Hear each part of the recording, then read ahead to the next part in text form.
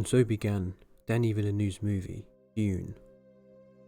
And as that deep voice rumbled through the dark of the cinema, I felt my mind heightened into a transcendental experience which took visceral grasp over me for the next 2.5 hours.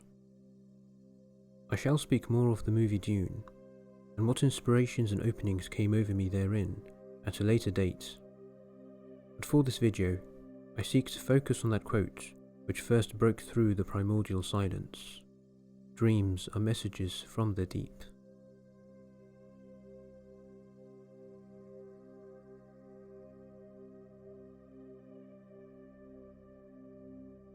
What we call reality, the sea of sensible phenomena that surrounds us, which our senses synthesize and weave together into a tapestry of experience, is but a dream.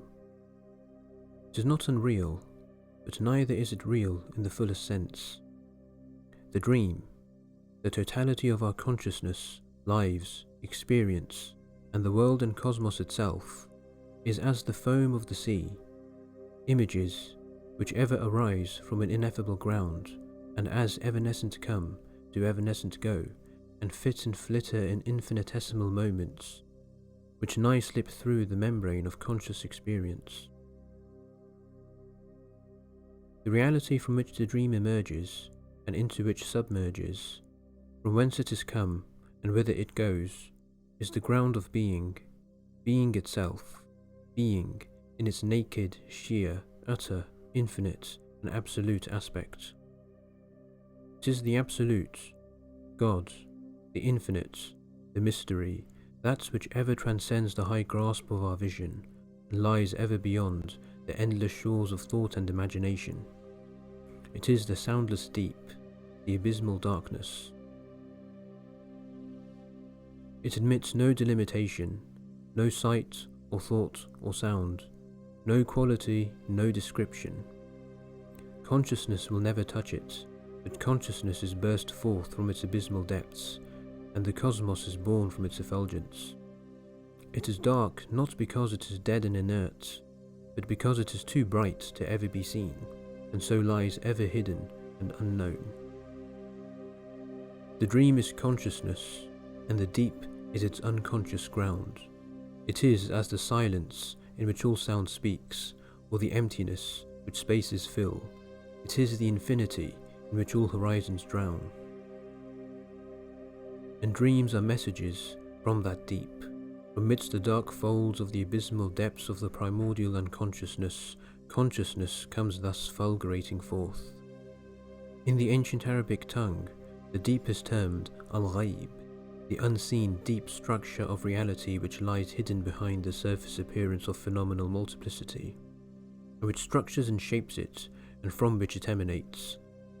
Phenomenal reality is termed ash-shahada, and these therefore are the two worlds, the one the surface plane of ordinary perception, and the other the unseen deep structure of existence. Like unto Plato's lower world of mutable flux, and the higher and immutable world of archetypes, corresponding to the everyday consciousness of the world as we ordinarily inhabit it, and an ecstatic consciousness accessed in spiritual, shamanistic, psychedelic, and transcendental experiences. And the messages which rise up from that deep to constitute the texture of phenomenal reality are rasail, derived from the root of rasala, which connotes linearity and connection. The messages which emanate from the deep are thus the linear connections which rise up from the point of sheer unity to constitute and generate the flux of multiplex sensible reality. And thus, dreams are messages from the deep.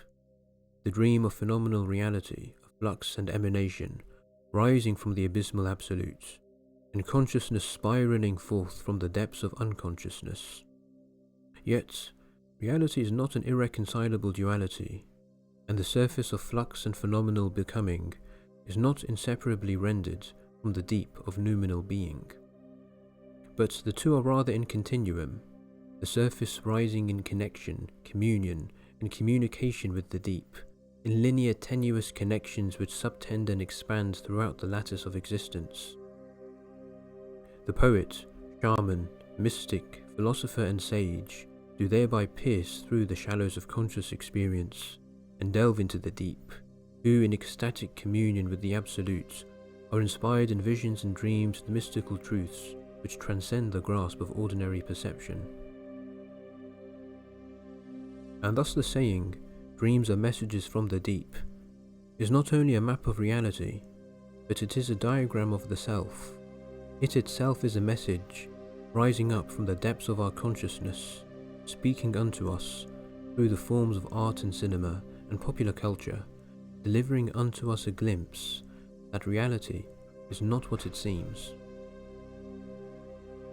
Men are asleep, and when they die, they shall awake.